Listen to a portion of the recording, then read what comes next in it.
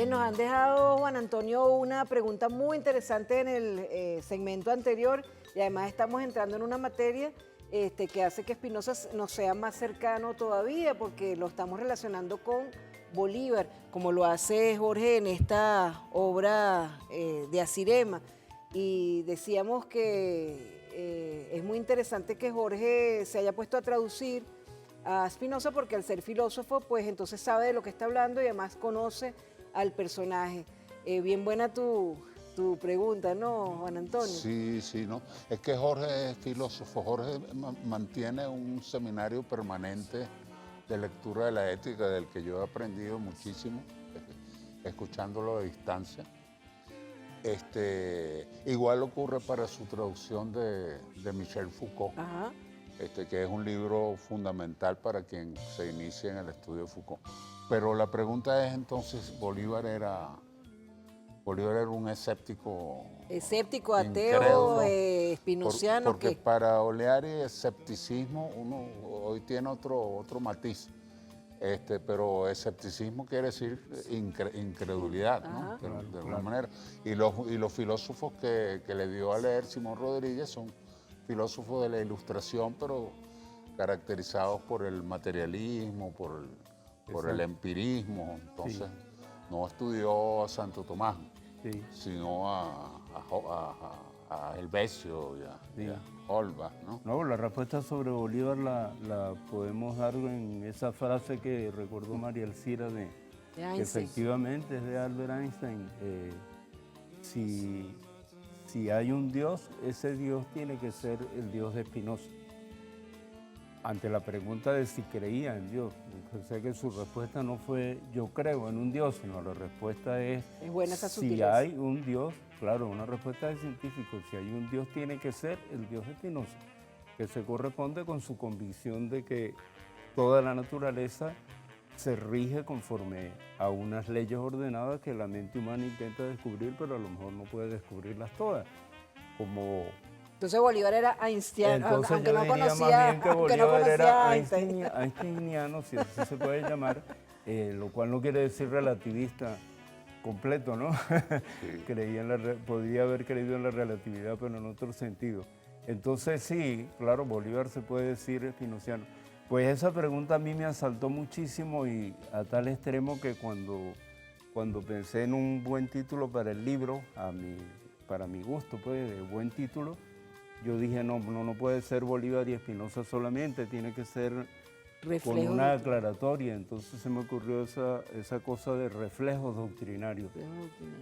O sea que si uno mira en la doctrina de Bolívar, o sea, en los textos de Bolívar, y uno trata de entender cuál es su pensamiento filosófico político o filosófico en general, digamos, ontológico, para usar una palabra más honda,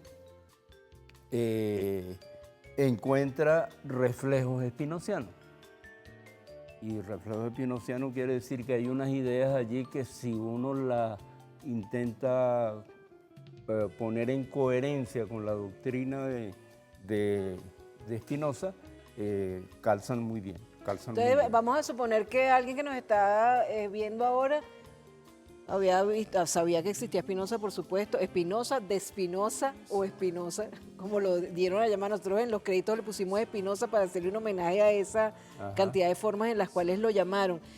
Podría primero acercarse con un libro divulgativo como este, diría yo, podría leer Bolívar y Spinoza, Reflejos Doctrinarios, y meterse en este libro que nos va a orientar hacia títulos y secuencias importantes. Fíjate, como dices tú aquí, ¿qué hacer para entender? Primer paso, tomar el libro por su comienzo, enseguida leerlo integralmente durante todo el tiempo que lo requiera e ir atesorando el choque de las verdades ante las cuales habrá que rendirse. Eso ocurrirá, o lo dice quien tú traduces, ¿no? Eso ocurrirá en un primer tiempo, no sin ciertos rechazos que habrán causado tristeza. Me limito enseguida a señalar algunas de esas verdades de las más espinosas para el lector. En primer lugar, Dios, es decir, una sustancia consistente en una infinidad de atributos de los que cada uno de ellos expresa una esencia eterna e infinita. Y está la nota que es referida a Ética de Spinoza.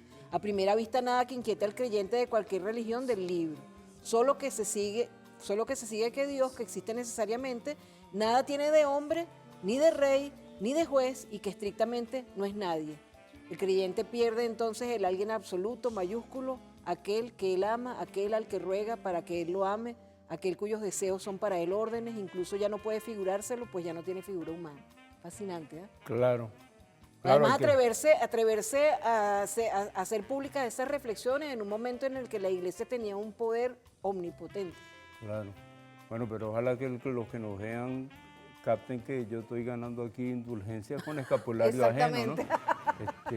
Porque lo que tú terminas de leer es Bernard Potrà, ¿no? Y refiriendo Bernard a Potrà. Spinoza, pero tú estás traduciéndolo de una forma, quiero insistir, esto es algo difícil de traducir, esto no es algo que es un texto que uno podría meter en francés en inteligencia artificial y que después entonces saldría este libro, de ninguna manera, hay muchísimas sutilezas y a su vez Potrà refiere textos que son respetables, que son confiables, entonces Sí. este es un libro confiable. Claro. Bueno, eso me lleva al asunto de la traducción que decía Juan Antonio hace rato, y igual tú, María Elcira, el trabajo de la traducción.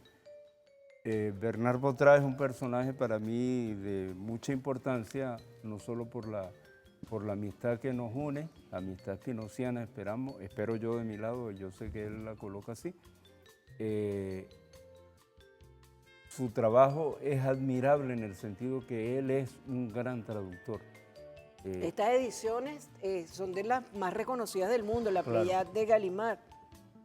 Claro. Esa es la edición conmemorativa a los 390 años del De hace 2 nacimiento de Spinoza. Porque este programa sale justo para celebrar el cumpleaños de Spinoza y un día después del cumpleaños de Nicolás Maduro. Sí, y es el cumpleaños de Jorge también. Ah, también, bueno, entonces Y- estamos de puro cumpleaños. Y el director de la edición fue Bernard Potrà, que además de amigo fue maestro Sí. de Jorge.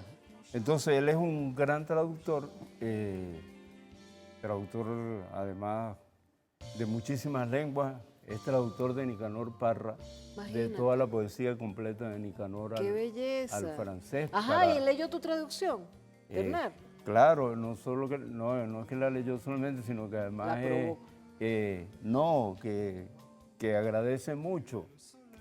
Cuando presentamos este libro, él mandó una nota que, bueno, como es antipático usar el teléfono, pero por ahí la puedo tener guardada, ¿no? Sí. Pero él mandó un mensaje para que lo leyéramos allí ante el público, que decía que su deseo, algo así como su deseo en ese momento, era que en Venezuela el pueblo venezolano y el gobierno se inspiraran en la filosofía espinociana y continuaran el enorme esfuerzo por lograr una república que se maneje con la razón. Con la gracias razón a la y con razón. una libertad tan grande, porque y vuelvo a eso que me gustó tanto, que tú hacías todo un estudio de las traducciones al español de la noción de aquiescencia, desde 1913 hasta 2022, satisfacción de sí mismo, contento de sí, contento de sí mismo, contento de sí mismo.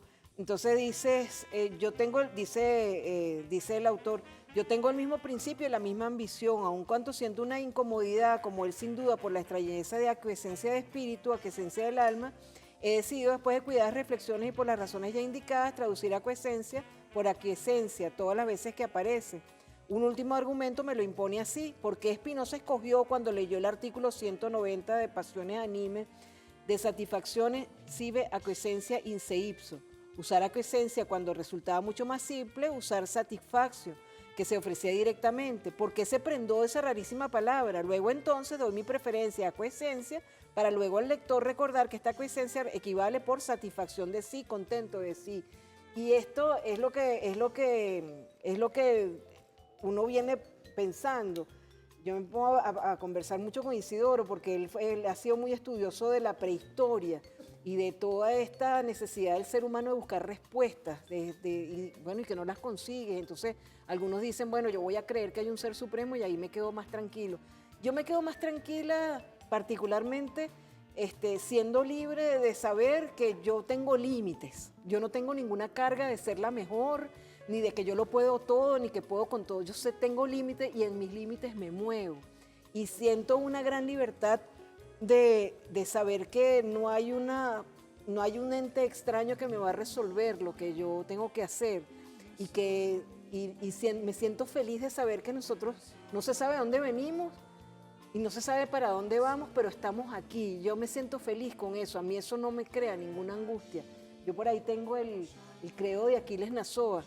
Entonces me dice, pero tú tienes que creer en algo. Yo le digo, bueno, como Aquiles Nazoa, yo creo en la amistad como el invento más bello del hombre, creo en mí misma porque sé que hay alguien que me ama, ¿ves? Entonces es increíble como casi 400 años después, alguien nos habla a través de los libros y las ideas y nos da bases para nuestra república, ¿verdad? Sí. Que es una cosa asombrosa. Sí. Bueno, esa noción de aquiescencia, ningún traductor al español de los traductores de Spinoza, bueno, salvo uno que es un gran profesor argentino, Mario Caimi, que editó por primera vez en edición bilingüe en Latinoamérica, porque en España ya se hizo hace 3 años el famoso libro de Spinoza, su obra cumbre, La Ética.